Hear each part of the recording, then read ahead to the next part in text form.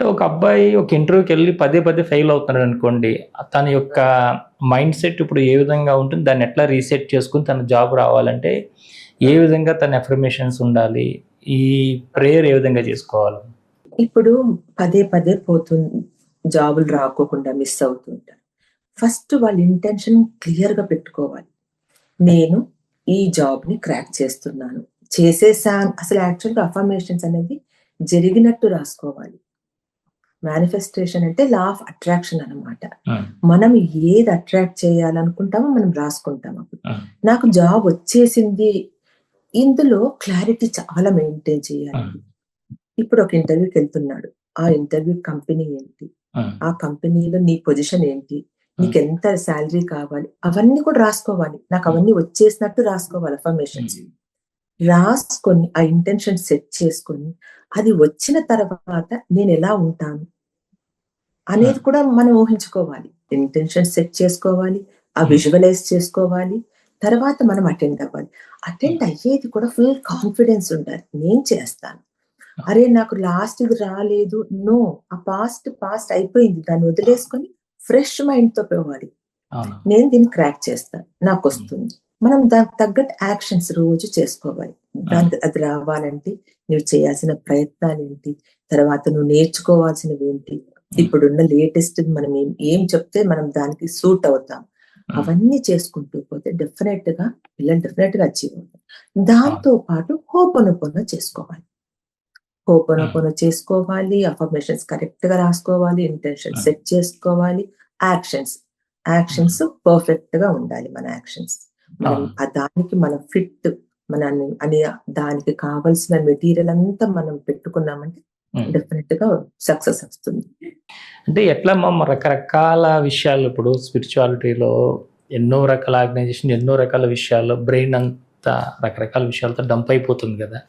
ఎట్లా మరి ఈ డంపింగ్ నుంచి బయటపడాలి? ఒక క్లారిటీ కావాలంటే ఏం చేయాలి? అదే నేనొక బ్రెయిన్ డంపింగ్ టెక్నిక్ ఒకటి చెప్తాననమాట. అంటే మన లోపల ఉన్న బ్రెయిన్‌లో ఉన్న క్లటర్ ఫస్ట్ తీసేయాలండి. తీసేస్తే కానీ మనం మంచిదాన్ని మనం లోపలికి పోదు. ఒక వాక్యూమ్ మనం ఫస్ట్ క్రియేట్ చేసుకుంటాం. ఎట్లా?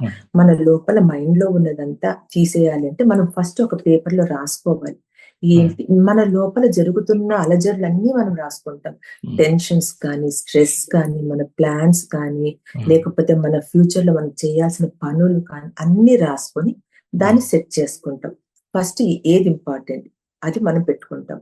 తర్వాత చేయాల్సిన పనులా, లేకపోతే వదిలేయాల్సిన పనులా అవన్నీ తీసేసుకుంటూ పోతే ఫస్ట్ రాసుకోవడం చాలా ఇంపార్టెంట్. జర్నలింగ్ చేయడం చాలా ఇంపార్టెంట్. మనం గ్రాటిట్యూడ్ చెప్పుకోవడం కూడా చాలా ఇంపార్టెంట్. ఈ క్రమంలో మనకి ఇంపార్టెంట్‌దే మనం మైండ్‌లో పెట్టుకోవాలి. మిగిలినవన్నీ తీసేసుకుంటే మన లైఫ్‌లో మనం ఏం చెయ్యాలి అనేది అర్థమవుతుంది. మనం అందరివి పెట్టుకొని అన్నీ లోపల పెట్టుకుంటే అసలు పాయింట్ మనం మర్చిపోతాం.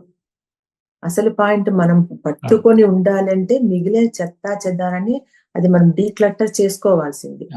కొన్ని టెక్నిక్స్ ఉంటాయి. వాటర్ టెక్నిక్ అని, పిల్లో టెక్నిక్ అని, లేకపోతే 55x5 అని, 369 అని, తర్వాత ఈ బర్నింగ్ బౌల్ అని ఇవంతా ఏంటంటే మన మైండ్ సెట్‌ని మన సబ్‌కాన్షియస్ మైండ్‌ని నమ్మించడానికే. Nothing else. మనం ఏం చెయ్యము.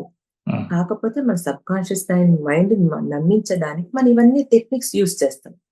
ఇప్పుడు మనకు నచ్చనిది ఏదన్నా ఉందనుకోండి, రాసి దాన్ని కాల్ చేయడము సేఫ్‌గా అలాంటివి చేస్తూ ఉంటే అది మన మైండ్‌లో నుంచి పోతుంది. మైండ్‌లో నుంచి పోగొట్టడమే మన అజెండా అన్నమాట. నేను చెప్పదలుచుకున్నది అందరికీ ఒకటేంటంటే ఫస్ట్ మెంటల్‌గా, ఫిజికల్‌గా చాలా క్లారిటీ తెచ్చుకొని హ్యాపీగా ఉండడానికే ప్రయత్నించాలి. అవునమ్మా. అంటే ఏంటమ్మా ఈ 369 అంటే ఏంటి? ఏం చేస్తారమ్మా? 369 అంటేనండి మార్నింగ్ 3 టైమ్స్ మనకు అచీవ్ చేయాల్సిన గోల్ ఏదైతే ఉందో అఫర్మేషన్స్ మార్నింగ్ 3 టైమ్స్, మధ్యాహ్నం 6 టైమ్స్, ఈవినింగ్ 9 టైమ్స్ అలా రాయాలి.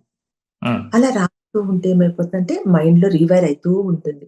ఇప్పుడు ఒక ప్యాటర్న్ నుంచి మనము బయటపడడానికి 90 డేస్ మినిమమ్ పడుతుందండి. తల్లి కడుపున ఉన్నప్పటి నుంచి మనకు 7 ఇయర్స్ లోపల మనకు వైరింగ్ జరిగిపోతుంది. మెయిన్‌వన్నీ మనకు రావాల్సినవంతా అప్పుడే వచ్చేస్తాయి. ఆ తర్వాత 7-14 ఇయర్స్ వరకు. తర్వాత 14-21 ఇయర్స్. సపోజ్ యాంగర్ ఉందనుకోండి, యాంగర్ ఇష్యూస్ వస్తాయి పిల్లలకి, పెద్దవాళ్ళకి. అది ముందు వచ్చిన దాన్ని మనం రిపీటెడ్ గా వస్తూ ఉంటుందన్నమాట. అది మార్చాలి అనంటే మనము దాని లోతులో పోయి మనము అది ప్యాటర్న్ మారాలంటే కనీసం మినిమం 90 డేస్ పడుతుంది. ఆ 90 డేస్ ఆ వచ్చే యాంకర్ ని కంట్రోల్ చేసుకోవడానికి కొన్ని ప్యాటర్న్స్ ఉంటాయి. అది తీసేయాలి. అది తీసేసి నువ్వు హ్యాపీగా ఉన్నట్టు, నీ కోపం లేనట్టు నువ్వు బిహేవ్ చేసుకోవడానికి ప్రయత్నించాలన్నమాట. ఇలాంటి ప్యాటర్న్స్ ని మనము నెగటివ్ ప్యాటర్న్స్ ఉంటాయి. ఆ నెగటివ్ ప్యాటర్న్స్ ని మనం రిమూవ్ చేసుకోవాలంటే కొన్ని టెక్నిక్స్ మనం ఫాలో అవుతాం. జస్ట్ మన మైండ్ సెట్ ని, మన సబ్ కాన్షియస్ మైండ్ ని ట్రైన్ చేయడానికి అనమాట ఇవన్నీ. మీరు ఒక వీడియోలో చెప్పారమ్మా, ఫుల్ మూన్ రోజున ఖచ్చితంగా మెడిటేషన్ చేయాలి, దానిలో ఈ 5 ఎలిమెంట్స్ కూడా మనం యాడ్ చేసుకోవాలి, ఈ 5 రకాలు కూడా అని. ఫుల్ మూన్ మెడిటేషన్ అంటే చాలా మంది అంటే వెళ్ళి ధ్యానం చేసుకుంటే సరిపోతుంది అనుకుంటారు, కానీ మీరు చాలా రకాల ప్రక్రియలు చెప్పారు దాంట్లో. అవునండి. ఫుల్ మూన్ డే రోజు మనకేంటంటే మన క్లెన్సింగ్ అన్నమాట, మన హీలింగ్ చేసుకోవాలి. మనం మెడిటేషన్ చేసుకొని తర్వాత వాటర్ టెక్నిక్ ద్వారా, తర్వాత ఇంకా ఈ బర్నింగ్ బౌల్ ద్వారా మనకు నచ్చనివి, మనకు వద్దనుకున్నవన్నీ బర్న్ చేసేయాలి. ఇవంతా సింబాలిక్ గా మనం చేసుకుంటే ఏమంటే మన మైండ్ నమ్ముతుంది అనమాట. సో మనం మెడిటేషన్ చేసుకోవచ్చు. వాటర్ టెక్నిక్ ద్వారా మనం నీళ్లు తాగడము. కానీ వాటర్ కి చాలా పవర్ఫుల్ ఉందండి. వాటర్ మనకు చాలా పవర్ఫుల్ టెక్నిక్ వాటర్ టెక్నిక్స్ అనమాట. వాటర్ టెక్నిక్స్ మనకు ఎందుకు పవర్ఫుల్ అంటే, మన రీసెర్చర్స్ ఏం చేశారంటే మన వాటర్ ని క్రిస్టలైజ్ చేసి మైక్రోస్కోప్ ద్వారా చూస్తే ఇప్పుడు మంచి మాటలకు ఆ ఫామ్ అవుతాయి అన్నమాట క్రిస్టల్స్. ఇప్పుడు థ్యాంక్స్ కానీ, ఐ లవ్ యూ కానీ, లేకపోతే మంచి మాటలు కానీ చెప్పినప్పుడు, గ్రాటిట్యూడ్ చెప్పినప్పుడు ఆ వాటర్ అయితే క్రిస్టల్స్ ఫామ్ అయినాయో, ఆ ఫామ్ అయిన క్రిస్టల్స్ అంతా మంచిగా ప్రాపర్ గా ఉన్నాయి. అదే డిస్టర్బ్ మైండ్ తో హేట్రెడ్ కానీ, యాంగర్ కానీ ఇలాంటి మాటలు మాట్లాడినప్పుడు ఆ ఫామ్ అయిన క్రిస్టల్స్ అంతా డిస్టర్బ్ గా ఉన్నాయి అలా. అందువల్ల దాన్ని బట్టి మనకు అర్థమయ్యేదేంటి, మనం ఏది చెప్పినామో ఆ వాటర్ అట్రాక్ట్ చేసుకుంటుంది, అది హోల్డ్ చేసుకుంటుంది. మన పాతకాలంలో అందరూ గ్లాసుల మీద మూతలు పెట్టేవాళ్ళు, ఆలోచించి నెమ్మదిగా తాగండి అనేవాళ్ళు. ఎందుకు చెప్పారంటే ఆ వాటర్ కి మన ఎమోషన్స్ ని పట్టుకుంటుంది, అదే ఎమోషన్స్ మనం తాగుతాం. సో మన లోపల అదే ఎమోషన్స్ ఇదవుతాయి. మనం వంట చేసేటప్పుడు కూడా మనం అటు ఇటు ఇప్పుడంతా మారిపోయింది.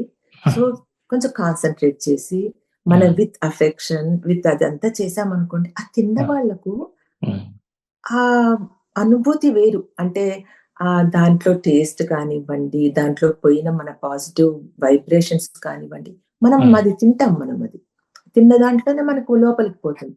సో అలా మన ఫుడ్ అండ్ వాటర్ కి చాలా ఇంపార్టెంట్. అందుకే వాటర్ ని ఎప్పుడు మనం ఒక గ్లాస్ పట్టుకొని తాగే ముందు మీకు ఏం కావాలనుకున్నారు, ఎలా ఉండాలనుకుంటున్నారు, అలా ఆలోచించుకొని సిప్ బై సిప్ తాగారంటే ఆ ఎమోషన్స్ అంతా మన లోపలికి పోతాయి.